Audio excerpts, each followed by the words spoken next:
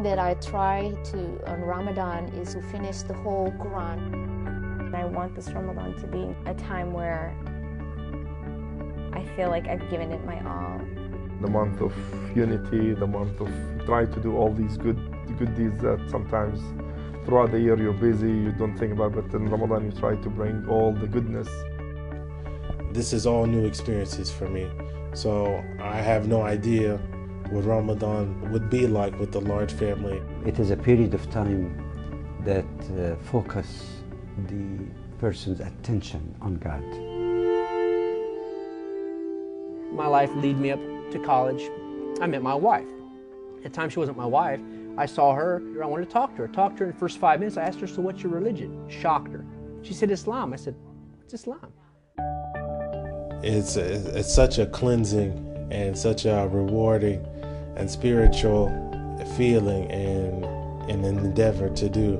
You know, I even get people on campus or at work, you know, asking me, you know, different questions on, you know, how come you're not eating? And it brings up a form of, you know, dialogue on Ramadan. Nobody knows that you're fasting except for Allah. I mean, nobody knows if you went around the corner and you took a snack, Snickers or a bite of a Subway sandwich or something, you know. Control our desires, find a way to connect to God, fast together as a community, because a community that fasts together supports each other. All of these beliefs you can find in Islam, Christianity, and Judaism. Not only can you find them, I think you couldn't be Islamic, Christian, or Jewish without having those beliefs. The son of the Prophet Muhammad sallallahu alaihi wasallam, may peace be upon him, to begin breaking the fast or having breakfast with a date and some water. So, inshallah, I will exhibit how this is done. Bismillah, alhamdulillah. It's not only a time to celebrate what God has given me or my family, it's a time to celebrate what God gives all of us. Since that day, our lives are not the same. Their dad always set rules that, you know, you have to be good, you have to do, you know, you have to treat everybody in a very nice way, be respectful, and all these teachings. And all of a sudden, this guy who's like this, he's behind bars, you know. And the first question I got from my kids was, why? What did Baba do? You know, we know that he never did anything wrong. Allahu Akbar, Allahu Akbar.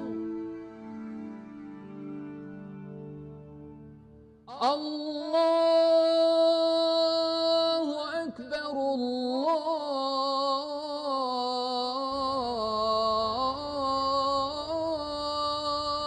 Akbar.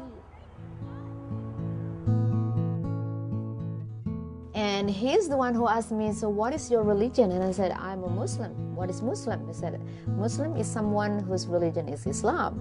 And so what is Islam? So I told him Islam is peace. I said, what is that peace? That God is unique. God doesn't start, you know, and doesn't have end. And he was just like looking at me. It's like, that's the God I'm looking for. They gave me a copy of Quran, Muhammad picked out, took it home, Friday night. I read it and I said, my God, this is what I've been looking for. And I read the whole Quran in one weekend, 3 days, didn't sleep. I drank 10 pots of coffee and I said, SubhanAllah, I'm a Muslim. God asked the Muslim community to fast during the month of Ramadan, from sunrise to sunset. And so this was a way in which Muslims could submit their body and their bodily desires to God. If one observes what God ordains, there are, to use the language of labor, fringe benefits also, or contingency benefits. Fasting has been recommended throughout the ages. Muslims have it, Jews have it, Christians have it, Hindus have it. Almost every religion recommends fasting. Even in the American Indian tradition, they have fasting. The benefits are quite a few. I think if we look at it carefully, the benefits definitely outweigh the risks that we take when you fast. It gives mentally we are much more alert, our senses are much more improved, our well-being improved, we can get a lot more work done. I mean, I notice in my office, if I'm fasting, I can go the whole day and get so much more done, and I have enough time to do my other things too. It's amazing to me that Muslims can go a whole month without eating during the day. I remember watching one of my favorite basketball players, Hakeem Olajuwon, going through Ramadan as a player in the NBA. That's amazing. Fasting is a purification of the body from materialism and elevating of the spirit. It's like shining the mirror. And the mirror, if you shine it, then after that you can have a good reflection. Being divorced is really not easy. Never been easy. It's something that I would never recommend to anybody to do.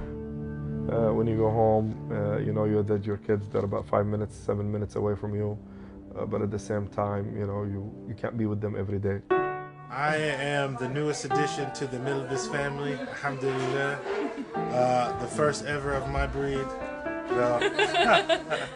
It's nice. I could definitely say our first time eating iftar together, us cooking and, you know, assisting each other with cooking, and it was definitely a new feeling that I've never felt in Ramadan. And it's probably my relationship with Allah subhanahu wa ta'ala.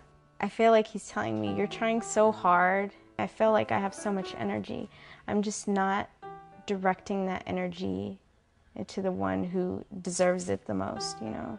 Just focusing on me and Him, and focusing on where I'm going after this whole hectic life of mine is done, you know, after I finish college and, you know, get married and have kids and watch them grow up. I mean, one day I'm going to leave this place, and I just want to feel somewhat content if I were to leave today, that I would be ready to face Him. The Prophet emphasized so much kindness to neighbors, whether they are Muslims or not. And I'm very pleased to see that in the last few years there has been a practice to provide or invite friends and neighbors to share the experience of breaking the fast. And this has helped them understand the Muslim spirituality.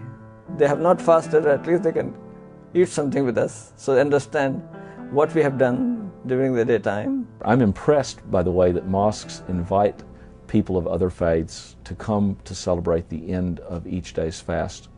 I think it would be interesting and powerful if Christian churches and Jewish synagogues and temples offered the same kind of invitations to non-Jews to participate in their fast. I think their Christians and Jews have something to learn.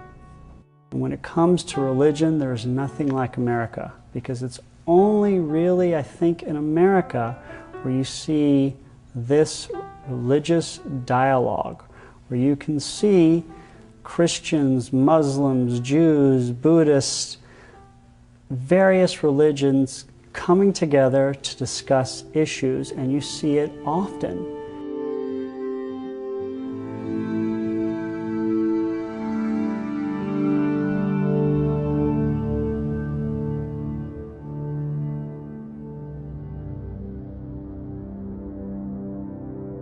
Some of the lessons to be learned from the month of Ramadan is that the month of fasting is training to be at peace with the Creator, at peace with oneself, and to be at peace also with all the creation of God, whether humans, animals, vegetation, or even the inanimate objects even in this universe.